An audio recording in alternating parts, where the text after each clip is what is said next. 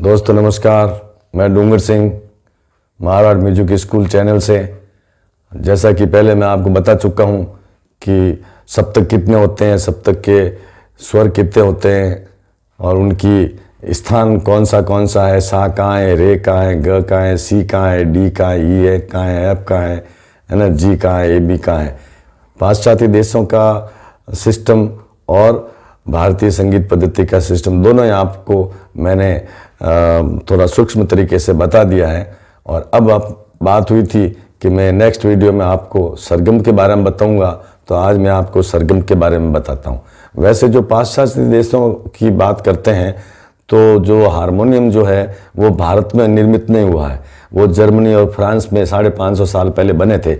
इसलिए उन्होंने जो हारमोनियम के सुर बनाए हैं या हारमोनियम की जिस डिजाइन से उन्होंने हारमोनियम पे बटन लगाए हैं या कीज लगाई है और वो कहाँ से कौन सा स्वर बोलेगा, उस पद्धति को अपने को समझना जरूरी है। ये सी डी ई एफ जी और शार्प और ये सब अपने को याद करना जरूरी है, क्योंकि जब आप थोड़ा बहुत हारमोनियम सीख जाओगे तब आप गूगल पे या कहीं पे भी सर्च करोगे कि इस गाने की धुन क्या है, इस गाने का नोटेशन क्या है, ये गाना हारमोनियम पे कैसे बजेगा, तो वो आपको सारे ग म नहीं बताएंगे, वो आपको C D, C sharp, G sharp उसकी लिपि में बताएंगे। इसलिए इसको जानना जरूरी है, इसलिए इसको आप याद कर लें। आगे तो सब अपन भारतीय संगीत पद्धति में सारे गम पद निशा के आधार पर अलंकार करेंगे, थाट करेंगे, रागों के बारे में जानकारी करेंगे, आरती सीखेंगे, भजन सीखेंगे, जो भी है।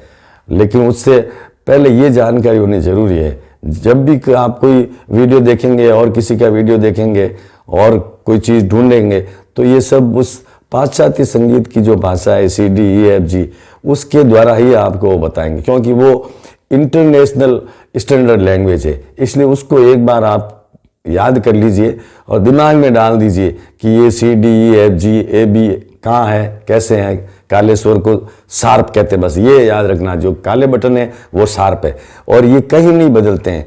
जो मंद्र सप्तक में है वो के वो आपके मध्य सप्तक में होंगे और वो के वो तार सप्तक में होते। लेकिन अपने भारतीय संगीत में सारे गम पद निशा तो तुरंत बदल जाते हैं। जहाँ से आपने गाना शुरू किया कि मैं यहाँ से गाऊंगा तो वह सा हो जाएगा और आगे फिर रे गम उस हिसाब से सा के हिसाब से बनेंगे। लेकिन आपने जो सा बना दिया, मान लो आपने पहली काली वहाँ से सा बनाया मध्य सप्तक के, तो वो आप तो उसको सा बोलोगे, लेकिन वो पाश्चात्य संगीत के हिसाब से सी नहीं होकर सी शार्प होगा। समझ गया? तो आगे जो आएगा रे आएगा वो जो है डी नहीं आके डी शार्प आएगा। तो इस चीज़ को आपको समझना चाहिए ताकि आपको कहीं भी आप जाओ कि भाई कोई गाना गा रहा है, कोई भजन गा रहा है, आप हारमोनियम बजा रहे, वो कहेंगे सर मैं तो सी शार्प से गाता हूँ।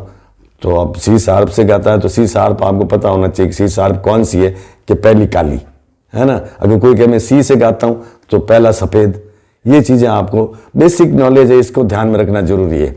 और वैसे आप पारंगत हो जाओगे बजाने में तो फिर जो वो कोई भी किसी भी स्वर में गाएगा तो आपको स्वर ज्ञान हो जाएगा, तो आप हारमोनियम से आराम से हारमोनियम पे बजा सकोगे। ठीक है। दूसरा, संगीत सीखने के लिए मैं आपको बार बार जोर देके कहता हूँ कि एक तो हारमोनियम होना चाहिए और दूसरी बात आप हारमोनियम सीखिए, हारमोनियम के साथ गाना सीखिए। दूसरे पड़पंजों में मत पढ़िए कि सिर्फ गाऊंगा या सिर्फ ढोलक बजाऊंगा या तबले सीखूंगा, नहीं, ये सब छोटी चीज़ें हैं। हारमोनियम के साथ जो गाने वाला है वो एक तरह से उस म्यूजिक पार्टी का लीडर होता है, इंचार्ज होता है ना। और हमारे मारवाड़ी में तो कहते हैं कि हारमोनियम जो बजाने वाला होता है, गायक जो होता है, वो बींद राजा होता है और ढोलक और ये तबले उसकी लुगाई होती है और मंजीरा जीजे ये जो है बच्चे होते हैं, है ना। तो वो सब सिंगर के कहने पर चलेंगे। मतलब वो सिंगर जो होता है एक तरह से राजा होता है, बाकी सब गृह मंत्री और सैनिक होते हैं। समझ गए आप मेरी बात? अब इसी चीज़ को सारे गम पद निशा सा कहाँ से लेवे तो कैसे आगे पूरी सरगम बनेगी। ये सारे गम पद नी जो अपन बोलते हैं ना, इसको सरगम बोलते हैं, सरगम बोलते हैं। और इसका किसी भी स्वर से 36 स्वर है हारमोनियम में, कहीं से भी आप एक स्वर लेके उसको बजा सकते हो, पूरी सरगम निकाल सकते हो।